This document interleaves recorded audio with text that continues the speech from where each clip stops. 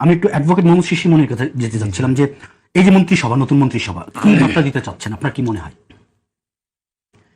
আমি আরো ডিপলি দেখি ব্যাপারগুলোকে। আসলে দুনিয়া অনেক স্পেশালাইজড হয়ে গেছে। আম বক্তৃতা দিয়ে কাজ হবে না। Someone must have special knowledge on particular issue. যদি রাষ্ট্রকে নতুন কাঠামোতে রূপান্তর করে নতুন জায়গায় উন্নীত করতে হয়, তাহলে এক্সপার্টিজ বেস সার্ভিস দরকার। মিডিয়া একটা ইন্ডাস্ট্রি, মাল্টি ফ্যাসেট ইস্যু এখানে জড়িত। এই সম্পর্কে ধারণা থাকা, এক্সপিরিয়েন্স থাকা, নলেজ থাকা এবং প্রতিদিন আপডেট হওয়া it's very important. Foreign policy দ্বারা আমি একজনকে নিয়ে আসলাম, ফরেন মিনিস্টার বানিয়ে দিলাম। হ্যাঁ, আমার ক্ষমতা আছে, বানিয়ে দিতে পারি, কিন্তু ফরেন পলিসি, ফরেন মিনিস্ট্রি একটা হিউজ ঐতিহাসিক এবং একাডেমিক আসপেক্ট আছে। জানতে হবে, গভীরভাবে জানতে হবে। অন্য নেশনগুলোর সঙ্গে যখন আপনি ডিল করতে যাব, তখন দেখতে হবে যে অন্য নেশনের কাউন্টার পার্ট যাদের সঙ্গে আমরা ডিল করছি, সেখানে টক অন দ্য টেবিলে পান কিনা। প্রায়োরিটি আপনি কি করে পাবেন? এখানে কি জোর খাটানোর বিষয় আছে? না, আপনার নলেজ দিয়ে, আপনার অ্যাটিটিউড দিয়ে, আপনার ক্যাপাসিটি দিয়ে, আপনার সামর্থ্য দিয়ে যখন আপনি পারবেন, তখন আপনি দেশকে উচ্চরিত করতে পারবেন। যখন আপনি পারবেন না, তখন আপনার দেশের সীমার মধ্যে আপনার অনেক প্রটোকল থাকতে পারে, অনেক সামনে ডানে বামে গাড়ি ঘোড়া থাকতে পারে, কিন্তু আপনি ডেলিভারি করতে পারবেন না। ডেলিভারি ইজ সামথিং ডিফারেন্ট, পদ ইজ সামথিং ডিফারেন্ট। উচ্চ চেয়ারে বসেও ডেলিভারি করা যায় না, নিম্ন চেয়ারে বসেও অনেক ডেলিভারি করা যায়। এটার নাম এক্সপার্টিস। তো আমি এক্সপেক্ট করি, করতেই থাকবো। This expectation is our dream. We will be expecting day by day যে গভর্নমেন্টে যে যাকে যেখানে বসাবেন, তার মেইন পারপাস থাকতে হবে capacity to deliver, not only পদ। কে কোন দলের কোন পদে আছেন, কোন জায়গায় আছেন, তার চাইতেও বেশি কমিটমেন্ট টু দ্য পিপল। শেষ পর্যন্ত 20 কোটি মানুষের ভাগ্যের পরিবর্তনের সূচনা করতে না পারলে খুব দ্রুতই হতাশা ছড়িয়ে পড়বে। তো আমি মাননীয় প্রধানমন্ত্রীকে তার যে ব্যক্তিগত কিছু ডেলিভারি ক্যাপাসিটি তিনি দেখাচ্ছেন, আমরা এগুলোকে অ্যাপ্রিসিয়েট করি from the deepest core of our heart. At the same time শাখা প্রশাখা, মন্ত্রণালয়, অধিদপ্তর, বিভাগ, উপবিভাগ, ইনক্লুডিং জেলা লেভেলে যাদেরকে বসাচ্ছেন, আমাদের দৃষ্টিভঙ্গিটা যদি এরকম হয়, হু ক্যান ডেলিভার। অভ্যুত্থানের পরে তো প্রত্যাশার পারদ অনেক উপরে, সেটা মিট করতে পারাটাও, যেমন আমরা দেখেছি তো পৃথিবীর ইতিহাসে অনেক জনপ্রিয় নেতা অল্পতেই অনেক অজনপ্রিয় হয়ে গেছে। ইতিহাসে এরকম বহু এক্সাম্পল আছে। তো সেই জায়গাগুলো থেকে আমাদের এক্সপেকটেশনের লেভেলটা থাকবে always look into the capacity to deliver. এবং এক্ষেত্রে কি হওয়া উচিত? আমি মনে করি মিডিয়া লাইন দেখভাল করার মতো এক্সপেরিয়েন্স আছে, নলেজ আছে, মাইনুটলি ডিটেল ধারণা আছে, সমস্যাগুলো সম্পর্কে ওয়াকিবহাল, সম্ভাবনা সম্পর্কে সম্যক জ্ঞাত, এই ধরনের মানুষকে যদি সংশ্লিষ্ট জায়গায় বসানো যায়, পারহ্যাপস ইন আওয়ার আন্ডারস্ট্যান্ডিং ওই ইন্ডাস্ট্রিগুলো ভালো চলবে। অ্যাট দ্য সেম টাইম কিছু কিছু এক্সেপশনাল লোক থাকে, অল্পতেই কোপ করে যায়, অল্পতেই জেনে যায়, অল্পতেই বিষয়গুলোকে মানিয়ে নিতে পারে। এই ধরনের ক্যারিশম্যাটিক লোক যারা আছেন, তাদের ডিপার্টমেন্ট পরিবর্তন হওয়ার মধ্যে খুব বেশি অসুবিধা হয় না। কিন্তু যাদের এক্সপিরিয়েন্স অতীতে থাকে, তারা অপেক্ষাকৃত দ্রুত সময়ে এই ইন্ডাস্ট্রিটাকে ডেভেলপ করতে পারেন। 5 বছর সময় এই কথা ঠিক, কিন্তু 6 মাস সময়ের ভিতরে তারা যদি কোপ করে ফেলতে পারেন, তাহলে বাকি 4.5 বছর স্মুথলি ফাংশন করতে পারবেন। তো আমার কথাটা হলো, yes, it is the prerogative of the prime minister. He can hire, he can fire. ওনার টিমে উনি কাকে নিবেন, কাকে নিবেন না, এটা আমার আপনার বিচার্য বিষয় নয়, এটা ওনারই বিচার্য বিষয়। কিন্তু জনগণ হিসেবে, মানুষ হিসেবে এটাকে ফোর্সি করে আলোচনা করার আমাদের নৈতিক অবস্থান আছে, আমরা সেটা করব। এই বিবেচনায় আমি মনে করি যে রদবদলটুকু হয়েছে, it is his prerogative. Collective responsibility is the cabinet, কিন্তু individual responsibility is the prime minister. If there is a prime minister, if he stands, everyone stands. If he goes, everyone goes. That is what is the মন্ত্রী পরিষদ শাসিত সরকার ব্যবস্থার মূল তাত্ত্বিক কথা। তো আপনার প্রশ্নের জবাবে আমি মনে করি ফরেন মিনিস্ট্রি লেভেলে আরও এক্সপার্টিজ আছে, দেশে বিদেশে লেখাপড়া আছে, ফরেন সার্ভিসে লেখাপড়া করেছেন, ট্রেনিং নিয়েছেন।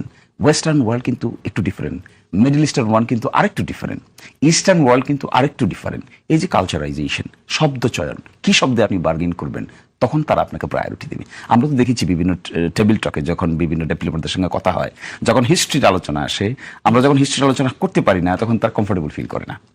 যখন আপনার বিজনেসের আলোচনা আসে, তখন যখন বিজনেসের আলোচনায় ডিপে যেতে পারি না, তখন একটু উষ্মা প্রকাশ করে। কিন্তু যে লোকগুলোকে এই সমস্ত দেশে ডিপ্লোমেট হিসেবে পাঠানো হয়, তাদের ডাইভার্স ব্যাকগ্রাউন্ড থাকে, ডাইভার্স কমিটমেন্ট থাকে, ডাইভার্স ইস্যু নিয়ে ডিল করার মতো এক্সপার্টিস থাকে। তো আমি দেশটাকে এইভাবে দেখি, আজকালকার দিনে একা বসবাস করা যাবে না। We need expert people, talented people, and to save the talented people, তবেই বাংলাদেশ নামক রাষ্ট্রটা অনন্য উচ্চতায় যেতে পারবে স্বল্প সময়ের মধ্যে। ধন্যবাদ আপনাকে।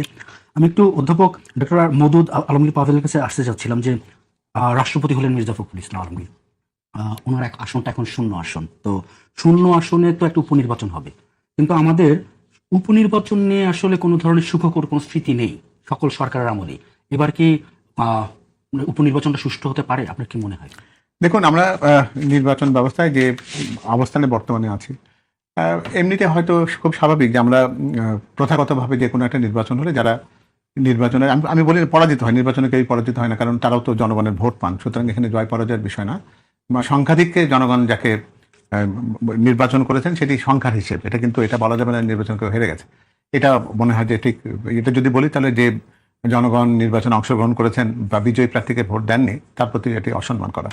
তো সুতরাং আমার যেটা মনে হয় যে বর্তমানে যে নির্বাচনের যে অভিজ্ঞতাটা সাম্প্রতিকতম সময় আমাদের যেটা হয়েছে, আমাদের যে জাতীয় নির্বাচনটি হয়েছে, আমার মনে হয় স্মরণকালের সবচাইতে প্রতিদ্বন্দ্বিতামূলক, এক অর্থে তো বলবো আমরা, আরেকটা হচ্ছে যে জনগণের স্বতঃস্ফূর্ত অংশগ্রহণের যে আকাঙ্ক্ষা দীর্ঘদিন পর্যন্ত ভোট বঞ্চিত জনগণের ছিল, সেটার প্রত্যাশা পূরণ হয়েছে।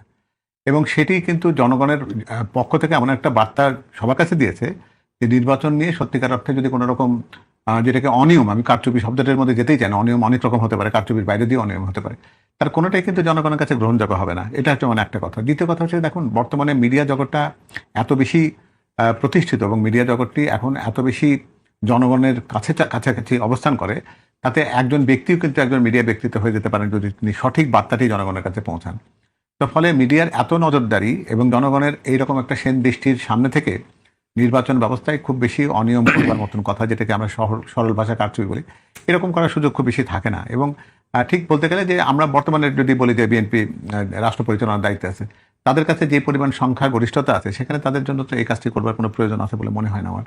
বরং বলতে পারি একটা যে সঠিক এবং একটা সুন্দর সুষ্ঠু নির্বাচন ব্যবস্থাপনায় নির্বাচন কমিশনকে সহায়তা করার মধ্যে দিয়ে একটা সত্যিকার একটা জনপ্রতিনিধিত্বের প্রকৃত ফলাফল প্রতিভাত হয়েছে এমন একটা ব্যবস্থা করার মধ্য দিয়ে তারা নিজেদের জনপ্রিয়তা আরও বাড়াতে পারেন, তাতে নির্বাচনের ফলাফল যাই হোক না কেন।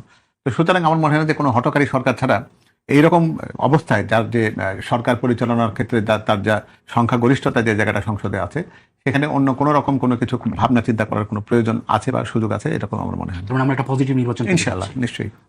ধন্যবাদ আপনাকে। আমি একটু অ্যাডভোকেট মোহাম্মদ শিশির মনির কাছে যেতে চাচ্ছিলাম যে আজকে একটা সংবাদ এসেছে, বাংলাদেশ সহ 75টা দেশের ভিসার যে ইয়েটা ছিল সেটা বাতিল করলো মার্কিন যুক্তরাষ্ট্র। তো এটাকে কি আপনি বর্তমান সরকারের কোনো সফলতা দেখবেন নাকি আমেরিকার কোনো রুটিন ওয়ার্ক হিসেবে দেখবেন? No, it's a different issue. It's a completely different issue. Nothing to do with the government. The government এর কোনো ফাংশন নাই. It was challenged before the court of the American court. আপনি দেখবেন modern ডেমোক্রেসিতে American supreme court, federal court এবং state level কোর্টগুলো they function very independently. আমার মনে আছে ট্রাভেল ব্যান হয়েছিল ট্রাম্পের আগের জমানায়। তিনি ট্রাভেল ব্যান দিলেন কোন কোন দেশের লোকেরা তার দেশে যেতে পারবে না, এবং আমি তখন আমেরিকা ছিলাম। একটা ফেডারেল কোর্ট প্রেসিডেন্টের সেই আদেশটাকে স্টে করে দিল, একটা federal district court. Can we imagine এত একটা প্রেসিডেন্টের এক্সিকিউটিভ অর্ডার একটা federal district court, not the supreme court, federal district কোর্টে আর্গিউ করলো। ক্লিয়ারলি আমার মনে আছে বেশ কয়েকটা ইউনিভার্সিটির প্রফেসররা কিছু ক্লাস স্যুট করলেন সিভিল লিবার্টি প্রশ্নে, এবং সেখানে গিয়ে একটা ফেডারেল কোর্ট স্টে করে দিলেন। তার বিরুদ্ধে আমেরিকান ফেডারেল গভর্নমেন্ট গেলেন সুপ্রিম কোর্টে, সুপ্রিম কোর্ট ওই ফেডারেল ডিস্ট্রিক্ট কোর্টের আদেশকে বহাল রাখলো। অ্যাকর্ডিংলি আর ট্রাভেল ব্যান কার্যকর হলো না। এই যে বিউটি অফ দ্য জুডিশিয়ারি, এটা আমেরিকাতে কম্পারেটিভলি বেটার। 100% ফুল প্রুফ এটা কেউই বলতে পারবে না। This is nothing to do with the বাংলাদেশের গভর্নমেন্টের সাকসেসেরও কিছু নাই এখানে, ফেইলিয়ারও কিছু আমি দেখছি না। আর সেকেন্ড হলো যেটা বলেছেন যে একটা উপনির্বাচনের কথা ভাই বলেছেন, এখানে আমার কাছে একটু আশঙ্কা হয় সরকারের পলিসি না থাকলেও অনেক সময় লোকাল লেভেলের লোকেরা কেন্দ্রীয় সরকারের পলিসিটাকে ধারণ করতে পারে না করতে পারায় অতি উৎসাহী কিছু লোক থাকে, তারা এগুলোকে ম্যানিপুলেট করে। তাহলে যে সরকারের তৃণমূল ব্যর্থতা বলবেন? আমি বলবো এক ধরনের কালচার, এটা ডেভেলপ করেছে ডে বাই ডে। আপনি দেখবেন আমাদের দেশে নির্বাচনের পরে শেরপুরে একটা নির্বাচন হয়েছিল, একটা আসনের একজন প্রার্থী মারা গিয়েছিলেন, তারপরে এটা নির্বাচন হয়েছে রেজাল্টের পরে। ওই নির্বাচনটা আপনি ক্লোজলি পর্যবেক্ষণ করে দেখবেন, এখানে that was not a fair election. True, what is true we must say what is true. এই জন্য আমি একটা কশনারি রিমার্ক বলতে চাই, গভর্নমেন্টের উচিত হবে, বিশেষ করে ইলেকশন কমিশনের উচিত হবে, they should stand very firmly, independently. যদি এখনো নির্বাচনে আয়োটা অফ করাপশনের কিংবা ইনফ্লুয়েন্সের প্রশ্ন উঠে, it will ultimately destroy the spirit of the অভ্যুত্থান।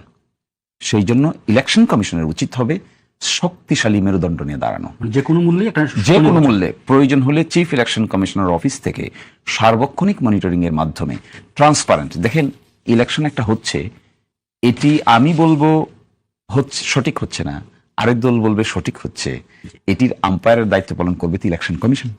ইলেকশন কমিশনের কাছে এখন পাওয়ার আছে। আমি এই জন্য কথাটা বলছি কারণ লোকাল গভর্নমেন্ট ইলেকশনের স্কিমও কিন্তু সামনে, শুধু একটা সংসদ নির্বাচনই হবে না, স্থানীয় সরকার নির্বাচনের উপজেলা পর্যায়ে ইলেকশন হবে, ইউনিয়ন পর্যায়ে ইলেকশন হবে, পৌরসভা পর্যায়ে ইলেকশন হবে, সিটি কর্পোরেশন পর্যায়ে ইলেকশন হবে। আমরা রাষ্ট্র হিসেবে যদি এগুলোকে ম্যানেজ করতে না পারি, তাহলে সেই পুরনো কাসন দিয়ে আবার ফিরে আসার সম্ভাবনা রয়েছে। তো আমি ইলেকশন কমিশন সহ সরকার নিশ্চয়ই সাহায্য করবে বলে আমি বিশ্বাস করি। ইলেকশন কমিশনের উচিত হবে যেভাবে জাতীয় নির্বাচনের ব্যাপারে কারো কোনো প্রশ্ন করার তেমন কোনো ফুরসত নাই, একইভাবে লোকাল গভর্নমেন্ট ইলেকশনটা এই ডেলিভারি যদি দিতে পারে সত্যিকার অর্থে ইলেকশন কমিশন, আমার মনে হয় এদেশের ডেমোক্রেটিক কালচারটা অনন্য উচ্চতার দিকে যাবে। এটা we all expect. At the same time আমার কাছে এটা এখনো মনে হয় মিলিটারি ডিপ্লয়মেন্ট ছাড়া লোকাল গভর্নমেন্ট ইলেকশনও সুষ্ঠু করাটা উইল বি ভেরি টাফ। কারণ ন্যাশনাল ইলেকশন আমরা প্রার্থী ছিলাম, আমরা দেখেছি হাও আমাদের দেশের আইন শৃঙ্খলা বাহিনীর সঙ্গে বিশেষ করে সেনাবাহিনী ওয়ার্ক করেছে, হ্যান্ড টু হ্যান্ড অনেক পরিশ্রম করেছে গ্রাম লেভেলে, হাওয়ার লেভেলে। তো আমার এক্সপেকটেশন থাকবে থ্রু দিস প্রোগ্রাম যে স্থানীয় সরকার নির্বাচনটাকেও যেন কলুষ মুক্ত রাখা যায়। এটা that would be our point of pride. একটা নেশনের কিন্তু পয়েন্ট অফ প্রাইড থাকতে হয়, আমাদের একটা গর্বের জায়গা থাকতে হবে। তো গর্বটা কি? 5ই আগস্টের পরে no rigging in election, that is what is the point of pride. এবং ইলেকশন অতীতে হয়নি, রিগিং হয়েছে, দিনে রাতে হয়েছে, এগুলোই তো আমরা ক্রিটিসাইজ করেছি। আসলে মৃত মানুষ এসে ভোট দিয়েছে এবং কেউই ভোট দিত না। ইলেকশন কমিশন থেকে ঘোষণা করা হতো 47% ভোট কাস্ট হয়েছে। পিপল ওয়ার লাফিং, ইভেন দ্য বেবিজ ওয়ার লাফিং। পর আমরা দেখতে পেয়েছি যে মোট ভোট সংখ্যা যত ভোটের সংখ্যা বেশি ভোট পেয়েছে। এই যে একটা ট্রমাটিক, এগুলো কিন্তু আপনার হিউম্যান সাইকোলজিতে ট্রমা ক্রিয়েট করে। এখন আমরা সকলেই দেখছি ভোটার ফলাফলই কিন্তু একটা জেনারেশন, আপনার মনে আছে কিনা যে আই হেট পলিটিক্স এর মতো চলে গেছে। তাই হবে। আমরা যদি এটিকে প্রপারলি রেসপেক্টফুল জায়গায় না দিতে পারি, তাহলে new generation will not be interested in politics. নতুন আমি কেন কাজ করব? সন্তানের জন্য কাজ করব। আমি কেন কাজ করব? ভবিষ্যৎ প্রজন্মের জন্য কাজ করব। আমরা কেন কষ্ট করব, পরিশ্রম করব? আমাদের অনারেবল প্রাইম মিনিস্টার কেন এত পরিশ্রম করবেন? Because we have to secure a future for the nation. এটির মধ্যে একটা ইলেকটোরাল প্রসেসে যদি ট্রান্সপারেন্সি, অ্যাকাউন্টেবিলিটি না থাকে, তাহলে উই উইল বি ফ্রাস্ট্রেটেড। এবং আমাদের জেনারেশনের সঙ্গে আজকে যার বয়স 15 বছর, 18 বছর, যে প্রথম ভোটার, তার কিন্তু তার সঙ্গে একটা সাইকোলজিক্যাল সম্ভাবনা আছে, সম্পর্ক আছে। আমরা দেখি নাই 5ই আগস্টে তাদের কি ভূমিকা, তারা কি করেছে, তারা তো একটা দমন পীড়নে পার্টিসিপেট করছে তারা। এবং আমরা একসময় তাদেরকে ভিন্নভাবে আইডেন্টিফাই করতাম, ভিন্ন নামে ডাকতাম। সেখান থেকে বেরিয়ে এসে তারা একটা রাষ্ট্রের, সমাজের ল্যান্ডস্কেপ পরিবর্তন করে দিয়েছে। So we must keep them in confidence. They are our pride, our heart. এই জন্য ইলেকশনটাকে ট্রান্সপারেন্ট করা at any cost, at any moment, with the participation of all concerned, all political parties, that would create a point of pride in the national life. ধন্যবাদ আপনাকে।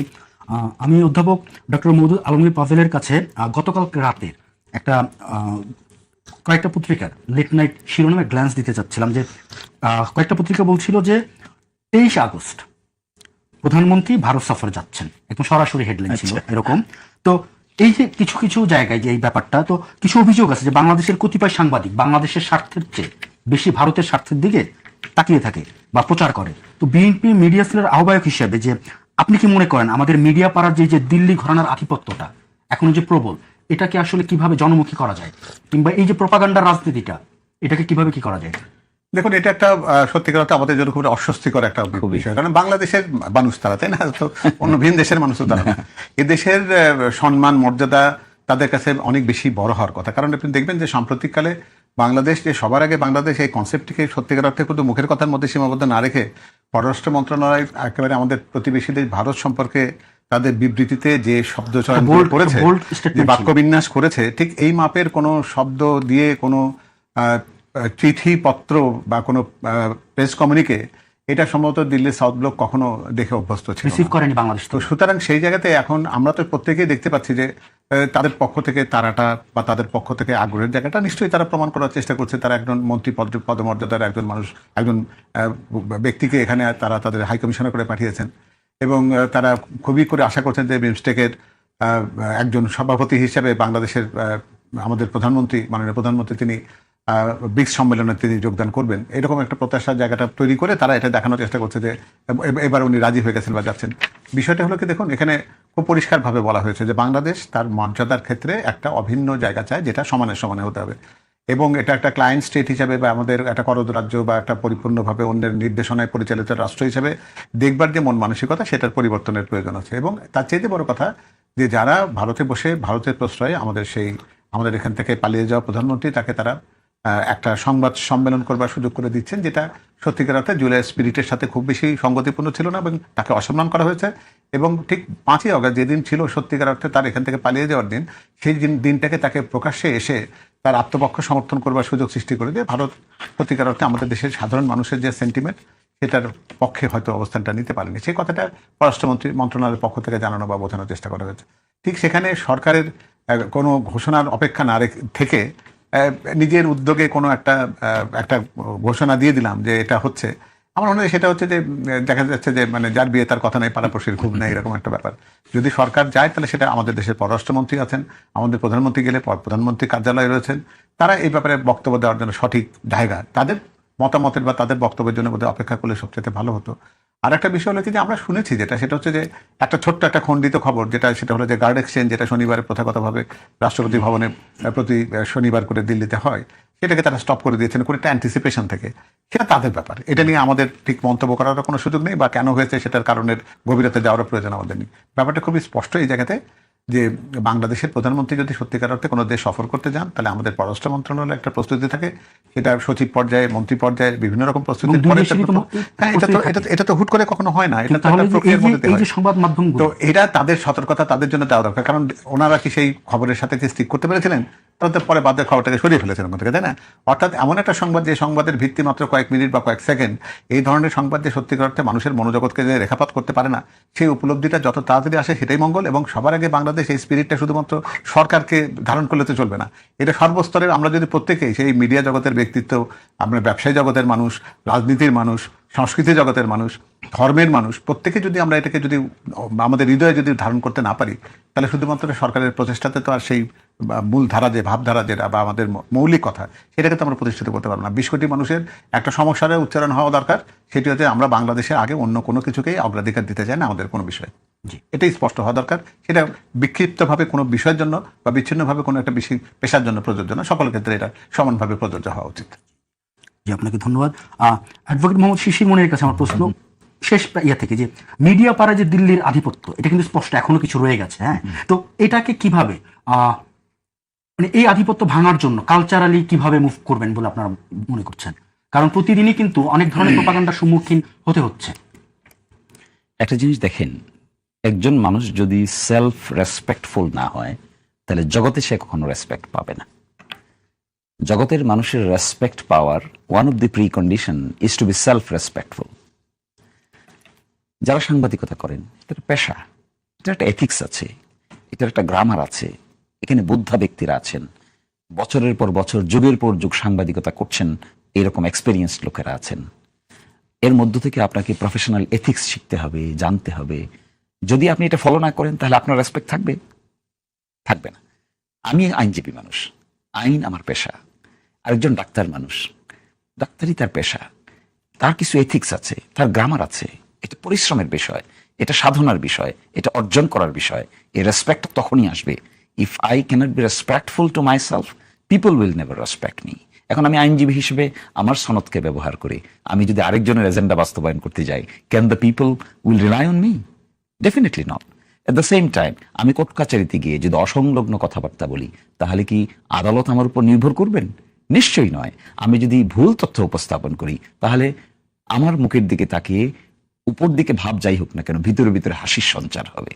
তো যারা জার্নালিজমকে এইভাবে ব্যবহার করে ভিন্ন এজেন্ডা বাস্তবায়ন করতে চাইবেন, they will be disrespectful to themselves and by the nation as well. আমরা দেখেছি না অতীতে কেমন ধরনের প্রশ্ন করা হতো। মাননীয় প্রধানমন্ত্রী সামনে এসেছেন, প্রশ্নগুলো কেমন ছিল, এই লজ্জা, আমার ছেলে পর্যন্ত হাসতো, আমি নিজেও হাসতাম। আরে এত বড় রেসপেক্টফুল একটা পেশা জার্নালিজম। আমরা এক সময় জার্নালিস্ট শুনলে হতচকিত হতাম, আরে নিশ্চয়ই এমন কোনো কিছু লিখবে, এমন কিছু বলবে যা আসলে চক্ষু খুলে যাবে অনেকের মধ্যে। কিন্তু এই ধরনের প্রশ্ন করার পরে তাকে জার্নালিস্টদের সম্মান কি বেড়েছে? নিশ্চয়ই না। এখনো যদি কেউ কেউ একই ধরনের পন্থা অবলম্বন করে তাহলে তার কি সম্মান বাড়বে?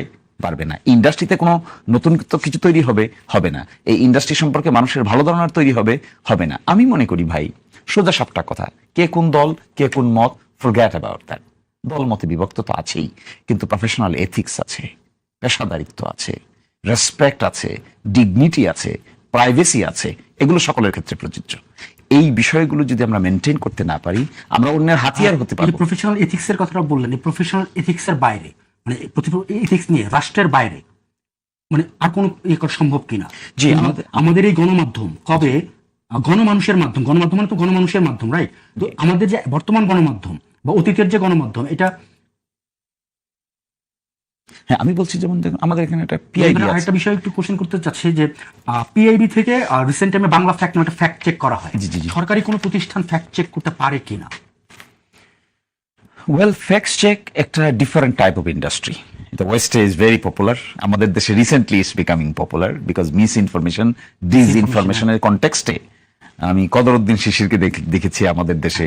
এটা খুবই এক ধরনের পায়োনিয়ারের মতো he started the process. Eventually আরো অনেকেই এই কাজটা করছেন, অনেকেই করছেন। This very appreciated.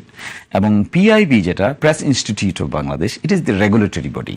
কোনো একজন জার্নালিস্ট যদি এথিক্স না মানেন, কোনো একজন জার্নালিস্ট যদি তার নির্ধারিত সীমার বাইরে যান, তাহলে তাদের ব্যাপারে আমরা কমপ্লেন করতে পারি পিআইবিতে, এবং সেখানেও একটা প্রপার মেকানিজম আছে।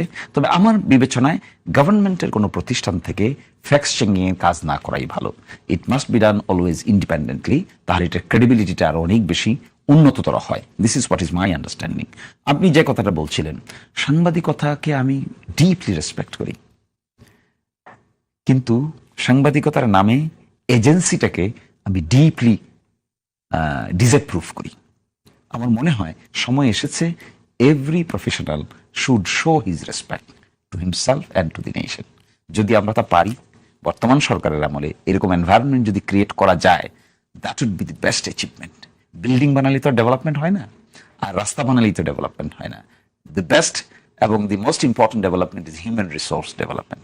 এই ডেভেলপমেন্টটা যদি প্রফেশনগুলোতে ফিরে আসে, ডিসিপ্লিনটা, তাহলে আমরা সবাই খুবই উপকৃত হবে। আর যে কথাটা বলছেন, এরকম সিন্ডিকেটেড ওয়েতে যদি ইনফরমেশনকে ডাইভার্জ করার চেষ্টা করা হয়, মিস ইনফরমেশন, ডিসইনফরমেশন চেষ্টা করা হয়, আমার ধারণা regulatory bodies should come up to handle with this type of syndication. That would be the appropriate approach. জি, ধন্যবাদ। আমি এখন একটু মজিদ আলমগীর পাভেলের কাছে যেতে চাচ্ছিলাম যে 5ই আগস্ট পরবর্তীতে বাংলাদেশের মানুষের একটা জনমনে প্রত্যাশা ছিল শান্তি নিরাপত্তার, কিন্তু সাম্প্রতিক সময় বিভিন্ন স্থানে আইন শৃঙ্খলা পরিস্থিতির অবনতি দেখা যাচ্ছে এবং বেশ কিছু জায়গায় সরকারি দলের নেতা কর্মীদের নাম উঠে আসছে বারবার। তো এই যে এই পরিস্থিতির এই দায়টা কার? আর সরকার কি আর তার যে তৃণমূল, তাকে কি নিয়ন্ত্রণ করতে পারছেন না? দেখুন, আমার মনে হয় যে এই প্রশ্নটা খুব বেশি আকৃষ্ট হলো। এটা মানে যে কোনো একটা ঘটনার ক্ষেত্রে আমরা তো খুব একটা জনপ্রিয় আমাদের একটা অভিযোগের জায়গা থাকে যে সরকারি দল একটা সংযুক্ত আছে বা সরকারি দলের লোকজন এগুলো করছে।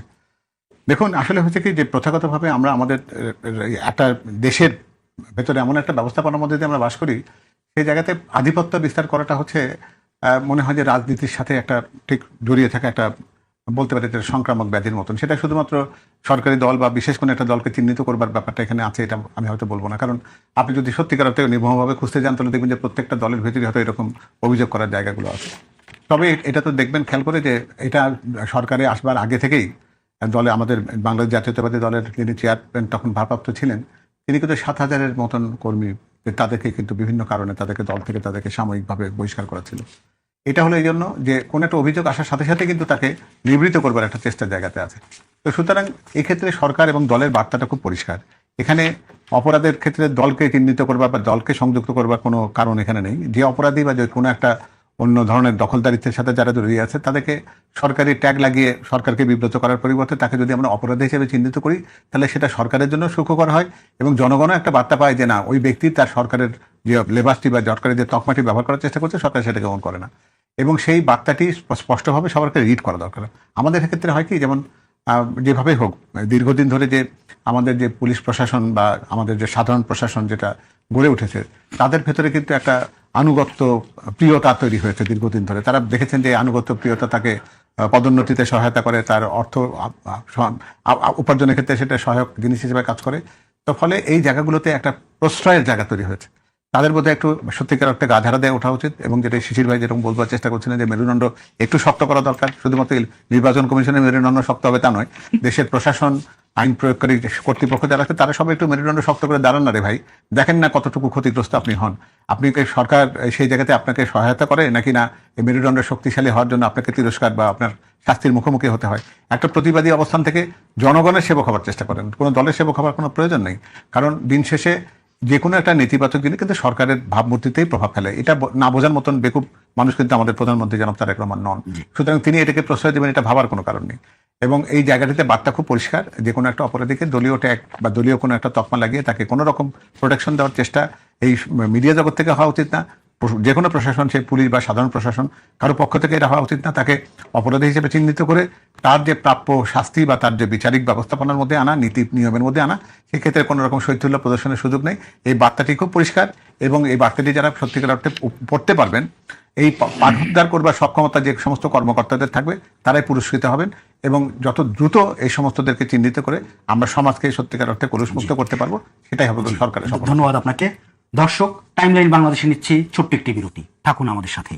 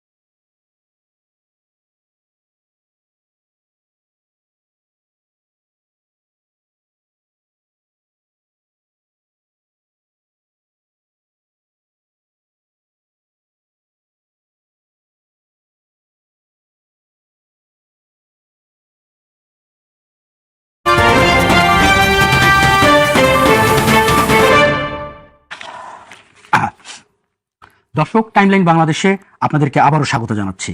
আপনাদের সঙ্গে আছি আমি শোয়েব মাহমুদ। আজ আমাদের সাথে আলোচনায় আছেন অধ্যাপক ডক্টর মওদুদ আলমগীর পাভেল, আহ্বায়ক বিএনপি মিডিয়া সেল, এবং আরও আছেন অ্যাডভোকেট মোহাম্মদ শিশির মনির, সিনিয়র আইনজীবী, বাংলাদেশ সুপ্রিম কোর্ট। একটু আগে একটা নিউজ এসেছে পররাষ্ট্র মন্ত্রণালয় থেকে, সেটা হচ্ছে যে ভারত সফর হচ্ছে না, আপাতত হচ্ছে না, এই মর্মে একটা নিউজ এসেছে। আমরা যে প্রশ্নটা এখন করতে চাচ্ছিলাম সেটা হচ্ছে জনাব শিশির মনিরের কাছে। গত কয়েকদিন আগে বীরশ্রেষ্ঠ মতিউর রহমানের মৃত্যুবার্ষিকী ছিল।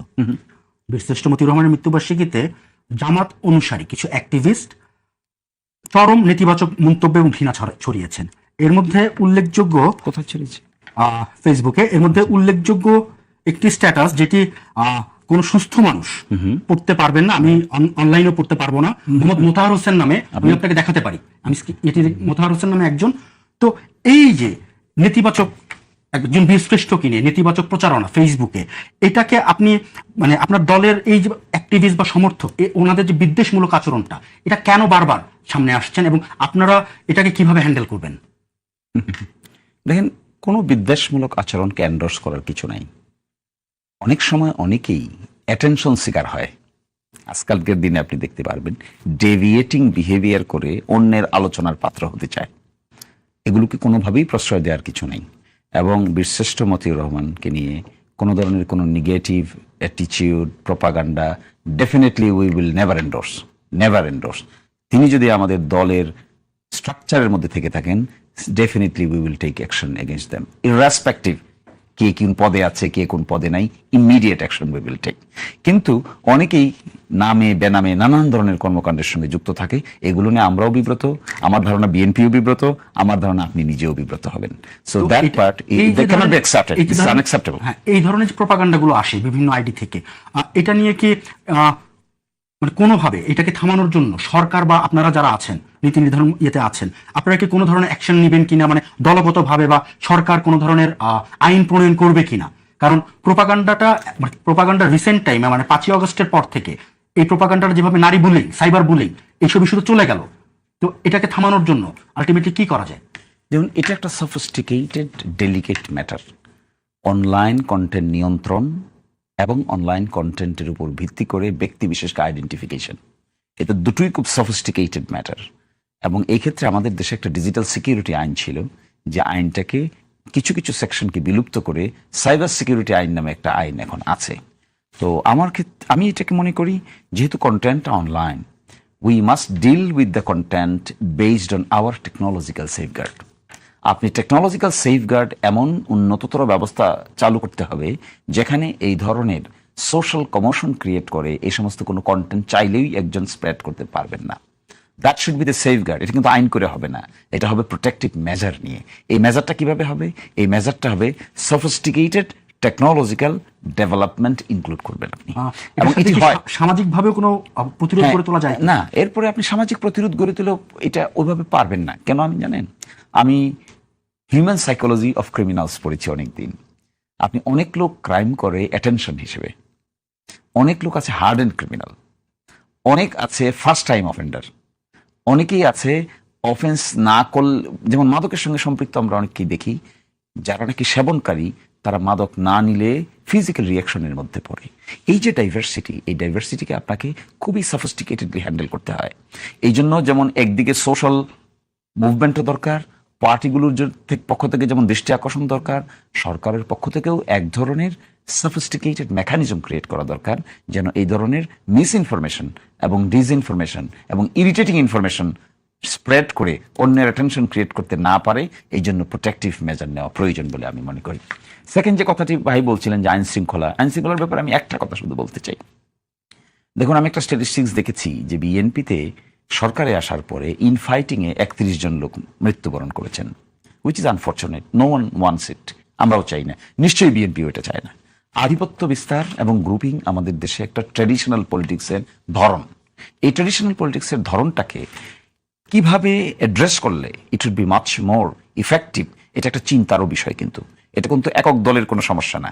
রাষ্ট্র হিসেবে আমাদের দেশে এই কালচারটা বিরাজমান আছে।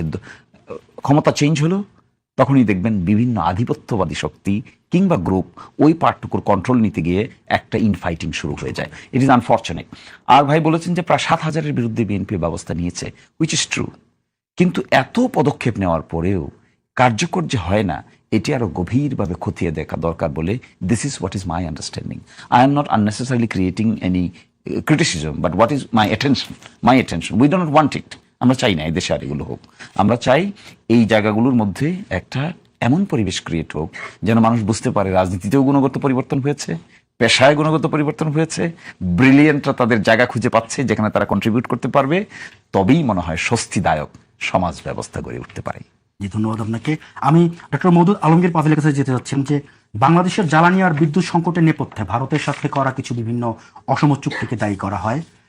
গত 15 বছর বিদ্যুৎ খাতে দায় মুক্তি আইন দিয়ে লুটপাট করা হয়েছে। এখন বিএনপি কি অপরাধীদের বিচারে কোনো সুনির্দিষ্ট পরিকল্পনা করছে কিনা, নাকি কেবল সমালোচনা করে যাবে, বা এটার বিকল্প সমাধান কি? দেখুন, এটা একটা সত্যিকার অর্থে জটিল প্রশ্ন, কারণ দেশের মানুষ কিন্তু সত্যিকার অর্থে স্বস্তি চায়। জ্বালানির ক্ষেত্রে, বিদ্যুতের ক্ষেত্রে মানুষ নিরবিচ্ছিন্ন বিদ্যুৎ চায়। জ্বালানি দেওয়ার জন্য গ্যাসের চুলায় যেন ঠিক রান্নার গ্যাস পাওয়া যায়, সেটাও যে কোনো মা বোন চাইবেন, সেটি প্রত্যাশিতাই স্বাভাবিক। প্রশ্নটা হচ্ছে যে এখন সেটির ক্ষেত্রে একটা সত্যিকার অর্থে জটিলতা তৈরি হয়েছে এবং প্রত্যাশিত যে স্বস্তি সেটি মিলছে না বিদ্যুতের ক্ষেত্রে বা গ্যাসের ক্ষেত্রে। হয়তো ব্যাখ্যা দেওয়ার মতন বেশ কিছু পয়েন্ট বা পজিশন এখানে আছে, যেমনটি আপনি বলছিলেন যে দায় মুক্তি যেমন হয়েছে, ক্যাপাসিটি ট্যাক্সের নামে, আমরা টেকনিক রেন্টালের নামে। সত্যিকার অর্থে আমাদের সবচেয়ে বড় দুঃখের ব্যাপার হলো কি যে আমাদের বিদ্যুৎ উৎপাদনের সক্ষমতা 30,000 মেগাওয়াট, অথচ কোনো অবস্থাতে চাহিদা 15,000 মেগাওয়াটের বেশি না। অর্থাৎ আমরা প্রয়োজনে চাইতে বেশি বিদ্যুতের সক্ষমতা তৈরি করেছি, কিন্তু সেটি ঠিক জায়গা মতো দেওয়ার জন্য যে ব্যবস্থাপনা লাগবে, সেই ব্যবস্থাপনার মূল জায়গাটি তো জ্বালানি। বিদ্যুৎ কেন্দ্র তো এমনি এমনি চলবে না। সে জ্বালানির ক্ষেত্রে যে কয়টা সোর্স ছিল, একটা হচ্ছে কয়লা হতে পারতো, একটা গ্যাস, একটা ফার্নেস অয়েল। এই কয়টা জ্বালানির মধ্যে আমাদের দেশের নিজস্ব সূত্র থেকে শুধুমাত্র গ্যাসই পাই আমরা, কিন্তু সেটারও যে প্রয়োজনের যে চাহিদা তার অর্ধেকের চাইতে কম কিন্তু আমরা নিজেরা উৎপাদন করি। এবং বিগত দিনে যেটা হয়েছে যে এলএনজি ব্যবসাটা সত্যিকার অর্থে খুব লাভজনক ব্যবসা ছিল, সেই জন্য এলএনজি হয়েছে, এলএনজির জন্য টার্মিনাল তৈরি হয়েছে, সেই ডিপসি টার্মিনাল থেকে সেই তরলীকৃত গ্যাসগুলোকে আবার গ্যাসিয়াস ফর্মে কনভার্ট করে আমরা পাইপলাইনে দিচ্ছি। অথচ আমরা কিন্তু সত্যিকার অর্থে যে দেশের ভেতরে যে এক্সপ্লোরেশন বা আমাদের যে অনুসন্ধান করার প্রয়োজন ছিল আমাদের যেটুকু, এবং আমরা খুব বড়াই করে ঘটা করে আমরা শুনেছিলাম যে আমাদের সমুদ্র বিজয়ের কথা, কিন্তু সেই সমুদ্রের ভেতরে যে অফশোর ব্লকগুলো আছে সেখানে গ্যাস এবং তেলের খোঁজাখুঁজি করার যে সত্যিকার অর্থে সক্ষমতা, পাপেক্সের মধ্যে থেকে আমরা সেই সক্ষমতা বৃদ্ধি করিনি, আন্তর্জাতিকভাবেও কিন্তু আমাদের সেই কাউন্টার পার্টকেও আনিনি। তো ফলে এখনো পর্যন্ত কিন্তু আমাদের জ্বালানিটা পরিপূর্ণভাবে আমদানি নির্ভরতার জায়গা আছে। সেই আমদানি নির্ভরতাটাকেও, বিশেষ করে আপনারা জানেন যে ইরান এবং মার্কিন যুক্তরাষ্ট্রের সেই ওই উপসাগরীয় যুদ্ধের কারণে হরমুজ প্রণালীর একটা সীমাবদ্ধতা তৈরি করেছিল, যার ফলে জ্বালানির দাম বেড়েছে। সরকার ভর্তুকি দিয়েও সেটাকে হয়তো এখনো পর্যন্ত মিটিগেট করতে পারছে না। কিছুটা কষ্টের সাথে জনগণকে সময় অতিবাহিত করতে হচ্ছে। এটা খুব তাড়াতাড়ি কেটে যাওয়ার জন্য সরকারের হয়তো আরও বেশ কিছু প্রাগম্যাটিক সিদ্ধান্ত আসবে, এবং সেটাতে হয়তো ভর্তুকির পরিমাণ বাড়িয়ে দিলে হলেও অন্তত জনদুর্ভোগ যেন কমে, এবং একই সাথে জ্বালানির একটা নিরাপত্তা তৈরি করার জন্য, যেটা আপনারা জানেন হয়তো সময় লাগবে কিছুটা, যে ফুলবাড়ির কয়লা তোলার ক্ষেত্রে একটা প্রশ্ন উঠছে, এবং আমাদের নিজস্ব যে জ্বালানি যে ব্যবস্থাপনা আছে এবং সৌর বিদ্যুৎকে আরও ব্যাপকভাবে ব্যবহার করা যেন যায়, সেই সৌরশক্তি ব্যবহার করার একটা পরিকল্পনার মধ্যে আনা, এবং দিনের আলো যেটাকে সার্বিকভাবে ব্যবহার করে আমরা আমাদের গ্রিডে একটা উল্লেখযোগ্য পরিমাণ বিদ্যুতের সংযোগ দিতে পারি। সব কিছু মিলে হয়তো এটা ঠিক যে জনগণের কাছে বিনীতভাবে এটাই বলবার যে হয়তো প্রতীক্ষাটা হয়তো কিছুটা সময় লাগতে পারে, কিন্তু এই যে বিগত সময় কথা বললে হয়তো অনেকে বলবেন যে আপনার খালি শুধু বিগতই বলেন। তারপরেও যেটা আছে যে বিদ্যুৎ ব্যবস্থাপনা তো আমরা সবাই বলছি, তো 30,000 মেগাওয়াট বিদ্যুতের উৎপাদনের সক্ষমতা থাকলেও জনগণ 15,000 মেগাওয়াট বিদ্যুৎও পাচ্ছে না। তার পিছনে তো অন্য একটা জিনিস বিবেচনা করতে হবে। ফলে জ্বালানির নিরাপত্তাটা খুবই গুরুত্বপূর্ণ। এই জায়গাতে সরকারের আরো বেশি বোধহয় একটু অগ্রণী ভূমিকা নিশ্চয়ই আমরা আগামী দিনে দেখতে পাবো, এবং আমাদের পক্ষ থেকেও কিন্তু সাশ্রয়ী হওয়ার একটা প্রয়োজনীয়তা তৈরি হবে। সব মিলে আমার মনে হয় যে আগামীতে একটা সুসংবাদ অবশ্যই থাকবে আমাদের। সবাই নতুন মুখ 5 জন, পররাষ্ট্র মন্ত্রণালয়ের 2 জন প্রতিমন্ত্রী, গত 54 বছর এটা প্রথমবার। এটাকে আপনারা কিভাবে দেখছেন, এবং তথ্য মন্ত্রণালয়ের নতুন মন্ত্রী এটাকে কিভাবে দেখছেন? আমি প্রথমে যেতে চাচ্ছিলাম ডক্টর মওদুদ আলমগীর পাভেলের কাছে। ধন্যবাদ। আপনার মাধ্যমে জিটিভির দর্শক শ্রোতাদেরও ধন্যবাদ জানাতে চাই।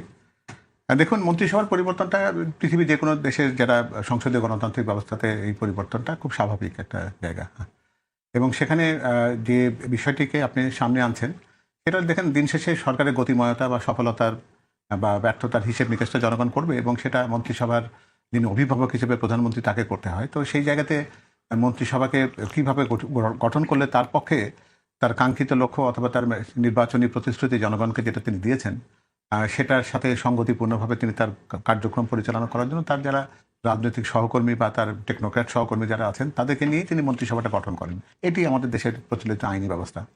সেখানে আপনারা জানেন যে পররাষ্ট্র মন্ত্রণালয়ের ক্ষেত্রে আমাদের যিনি পররাষ্ট্রমন্ত্রী হিসেবে যিনি দায়িত্ব পালন করছেন তিনি জাতিসংঘের সাধারণ পরিষদের সভাপতি নির্বাচিত হওয়ার প্রেক্ষিতে তাকে একটা দীর্ঘদিন হয়তো তার দায়িত্বের জায়গাতে তাকে হয়তো আমরা এখন তার সেবাটা আমরা পাবো না। এবং পররাষ্ট্র মন্ত্রণালয়ের মতন একটা জায়গাতে প্রতিমন্ত্রী দুইজন থাকার ব্যাপারটাতে খুব বেশি আশ্চর্য বা অবাক হওয়ার কিছু আছে বলে আমি মনে করি না। কারণ আপনারা জানেন যে বর্তমানে বৈশ্বিক পরিস্থিতিতে আমাদের পররাষ্ট্র মন্ত্রণালয়ের যে কাঠামো সেটাও কিন্তু ডেস্কে ভাগ করা থাকে। যেমন সেটা ইউরোপের ডেস্ক আলাদা থাকে, ইউএসএ বা জাতিসংঘের জন্য যে ডেস্ক তারা আলাদা থাকেন, আমাদের এশিয়ার জন্য ডেস্ক আলাদা থাকে, প্রাচ্যের জন্য ডেস্ক আলাদা থাকে, মধ্যপ্রাচ্যের জন্য ডেস্ক আলাদা থাকে। ফলে এই দায়িত্বের একটা বন্টনের প্রশ্ন তো অবশ্যই আছে এবং সেটা হয়তো মাননীয় প্রধানমন্ত্রী তাদেরকে সেইভাবে নির্দেশনা দেবেন যাতে আমাদের যে আঞ্চলিক যে বিষয়গুলো রয়েছে আমাদের প্রতিবেশীর সাথে এবং বৈশ্বিক যে জায়গাগুলো এখন তার শুধুমাত্র পররাষ্ট্র নীতিতে শুধুমাত্র পররাষ্ট্র নীতির মধ্যে সীমাবদ্ধ থাকে না, সেখানে অর্থনৈতিক পররাষ্ট্র নীতি কিন্তু একটা পররাষ্ট্রের নীতির একটা অন্যতম জায়গায় দখল করে থাকে।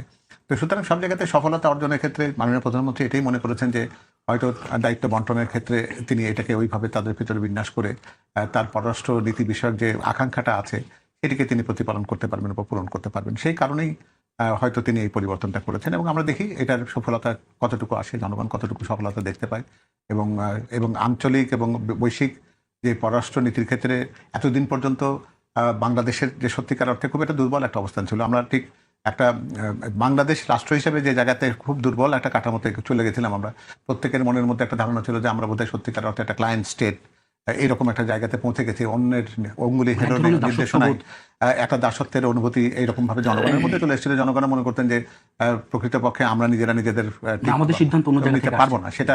সুতরাং এই জায়গাতে অনেক বড় চ্যালেঞ্জ রয়েছে। সেই চ্যালেঞ্জ মোকাবেলাটা বেশ কঠিন কাজ, কারণ এটা তো পক্ষ প্রতিপক্ষের ব্যাপার রয়েছে। এটাতে যারা এতদিন পর্যন্ত যাদের সুবিধা ছিল তারা হঠাৎ করে বাংলাদেশের এরকম জাগরণ বা বাংলাদেশের সক্রিয় একটা অবস্থান তৈরি করার ব্যাপারটিকে খুব সহজভাবে তারা নেবেন না। সুতরাং এই চ্যালেঞ্জ মোকাবেলায় তিনি হয়তো একটা সক্ষম একটা আরো বেশি দক্ষ টিম সেখানে চেয়েছেন এবং তার উপরে তো সর্বোচ্চ নির্দেশনা, যেহেতু তারা প্রতিমন্ত্রী তো স্বাভাবিকভাবে মাননীয় প্রধানমন্ত্রী ওই জায়গার মন্ত্রিত্বের যে নির্দেশনা সেটা তো তার কাছ থেকে আসবে। যদি এখানে আমরা যে যিনি প্রধানমন্ত্রী পররাষ্ট্রমন্ত্রী হিসেবে যিনি আছেন তিনি যদি সত্যিকার অর্থে জাতিসংঘের দায়িত্বে চলে যান, তো সুতরাং এটি তার পরিকল্পনার একটা অংশ বলেই মনে করি এবং আমরা আশা করবো যে তার এই পরিকল্পনা সফল হবে। আর তথ্য মন্ত্রণালয়ের ব্যাপারটা যেটা সেটা হলো যে এটাও এমন একটা জায়গা, হয়তো আপনি বলবেন যে মিডিয়ার সাথে আপনারা যারা জড়িত আছেন তাদের কাছে এটা কেমন ভাবে আপনারা দেখছেন। দেখুন এখানেও কিন্তু বর্তমানে তথ্য ব্যবস্থাপনা যেটা সেটা কিন্তু একটু জটিল একটি সমীকরণ। এখানে যেমন সরকারকে সত্যিকার অর্থে তার পারফরমেন্সের জায়গাতে সত্যিকার অর্থে জনগণের কাছে তাদের সফলতাকে তুলে ধরতে হয়। আবার কোনো কোনো ক্ষেত্রে যদি কোনো জায়গায় জনগণের প্রশ্ন থাকে সেই প্রশ্নের একটা সঠিক ব্যাখ্যাটা দেওয়ার প্রয়োজনীয়তা সৃষ্টি হয়। এবং আমরা সবসময় জানি যে তথ্য মন্ত্রণালয় হয়তো সরকারের একটা আয়না হিসেবে কাজ করে। সেই জায়গায় আয়নাটিকে আরও বেশি স্বচ্ছতর, আরও বেশি যদি প্রাজ্ঞময় করা যায় তাহলে সেক্ষেত্রে মাননীয় প্রধানমন্ত্রী অনুভব করেছেন সেটা হচ্ছে যে তিনি এই পরিবর্তনটার মধ্যে দিয়ে তথ্যের ক্ষেত্রে এবং আপনারা যারা মিডিয়া ব্যক্তিত্ব হিসেবে আপনাদের যে প্রত্যাশা দীর্ঘদিনের রয়েছে, আমরা তো সত্যিকার অর্থে গত 17টি বছর ধরে তথ্যের জায়গাটিতে খুব একটা বলবো যে আমাদের জন্য অসম্মানজনক একটা বাতাবরণ পেয়েছিলাম। আমরা এই জায়গাতে আমাদের ভিতরে স্থাবকতা এমন একটা জায়গাতে চলে গেছিল তখন কিন্তু সত্যিকার অর্থে যে সঠিক তথ্য প্রযুক্তির সাথে সম্পর্কিত থেকে আপনারা যারা মিডিয়া ব্যক্তিত্ব তারা যে সংবাদপত্র বলুন বা টেলিভিশন বা অন্যান্য যে সমস্ত মিডিয়ার মাধ্যমে তথ্যকে প্রচারিত হয় জনগণের কাছে পৌঁছায়, সেটার ক্ষেত্রে একটা বিরাট বড় একটা নেতিবাচক দুই ধরনের নজরদারি তো ছিল। সেই নজরদারির সাথে সাথে যারা তথ্যের সাথে যারা জড়িত যারা আছেন তারাও দিনে দিনে যেন খাঁচার ভেতরে বন্দি পাখির মতন তারাও ঠিক হঠাৎ করে স্বাধীন হওয়ার পরে ঠিক তেমন যেন গা ঝাড়া দিয়ে উঠতে পারছিলেন না, সেরকম একটা অবস্থা ছিল। এখন এই ওভারকাম করার ক্ষেত্রে সরকারের তারা আছে, সরকারের অসম্ভব তারা রয়েছে এই ক্ষেত্রে এবং সেই তারাটা কিন্তু সত্যিকার অর্থে দিনের হিসেবে চলে। তার কারণ আমরা তো জানি যে সরকার ব্যবস্থাপনায় কখনো কখনো 100 দিন, কখনো 180 দিন, কখনো 1 বছর 6 মাসের সালতামামি হয়। তো সেই প্রেক্ষাপটে মাননীয় প্রধানমন্ত্রী মনে করেছেন যে এই জায়গায় তার হয়তো আরেকটু পরিবর্তনটার মধ্যে দিয়ে তিনি তার যে তথ্যের ব্যাপারে তার যে নির্বাচনী প্রতিশ্রুতি আছে, জনগণের যে প্রত্যাশা আছে সেটি হয়তো তিনি আরো বেশি প্রমাণ করতে পারবেন। ফলে এই জায়গাতে কারো সফলতা ব্যর্থতার বিষয় এখানে মূল্যায়ন করবার কিছু নেই, এটি ধারাবাহিকতা। 180 দিন বা 100 দিনে এই যে টাইম লাইনটা বেঁধে দেওয়া হয়, মানে এটা কি কোনো সরকারকে মূল্যায়ন করার জন্য সঠিক সময়? আমার মনে হয় যে এটা আমরা যারা মানে কোন ভাবে এই ধারণাটা এসছে এটা বলা মুশকিল, কারণ সরকারের হিসাব তো 5 বছরের, তো হিসেব জনগণ তাদের কাছে নেবেন 5 বছর পরে। সরকার হাতে সময়টাকে বিভক্ত করেন, সেখানে অনেকে আমরা দেখি যে অগ্রাধিকার নির্ধারণের জন্য কখনো কখনো 100 দিনের কর্মপরিকল্পনা কেউ কেউ দেন। এটার মধ্যে দিয়ে জনগণের কাছে একটা বার্তা যায় যে সরকার কোন জায়গাগুলোকে অগ্রাধিকার মনে করছে, সেটা জনগণের প্রত্যাশার জায়গার সাথে যদি সমান্তরাল হয় তাহলে জনগণ সেটা ভালোভাবে গ্রহণ করেন। সেই কারণেই হয়তো এই কথাগুলো বলা। এটার মধ্যে যে সরকারের বোধহয় জনগণের সাথে তার কমিউনিকেশন করবার, জনগণের আকাঙ্ক্ষাকে তারা যে প্রকৃতপক্ষে যে প্রতিভাত করতে পারছেন সেটা দেখাবারও যদি একটা সুযোগ তৈরি হয় সেটা তারা নেন। তো সেই বিবেচনাতে আমার মনে হয় যে এই পরিবর্তনগুলোকে এই অর্থে আমরা দেখতে চাই যে এই পরিবর্তনটা কোনো সফলতা ব্যর্থতার হিসাব বা মূল্যায়ন নয়, এটি হচ্ছে কার্যকর একটা আরো বেশি গতিময়তা আনবার জন্য মাননীয় প্রধানমন্ত্রী এই পরিবর্তনটাকে যৌক্তিক মনে করেছেন, সেজন্য করেছেন। ধন্যবাদ আপনাকে।